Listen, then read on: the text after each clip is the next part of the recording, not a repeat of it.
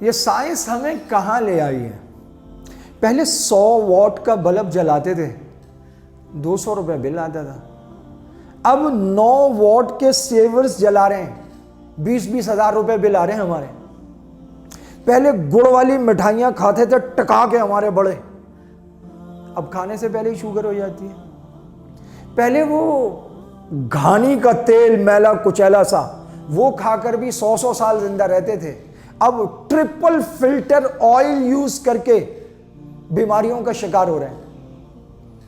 पहले आम नमक था, अब आयोडीन मिला नमक है, और हाल यह है कि ब्लड प्रेशर का शिकार हो रहे हैं। पहले हर किस्म का पानी पीते थे, नालों का, झरनों का, नहरों का। अब पीते हैं फिल्टर वाला आरओ प्लांट का पानी, उसके बावजूद मैदे की, जिगर की, हेपेटाइटिस में मुब्तला है, मुख्तलिफ बीमारियों में मुब्तला है।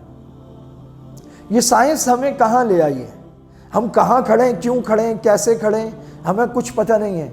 और पहले जो बीमारियां थी वो नब्स पकड़ते थे, बीमारी बता देते थे। अब 100 किस्म के टेस्ट होते हैं, फिर भी डॉक्टर्स की समझ में नहीं आ रहा होता क्या बीमारियां हैं। ये जिद्दत हमें जिस शिद्दत पर ले आई है, उसकी हिद्दत ने हमारे जिस्म जलाकर राख कर दिए।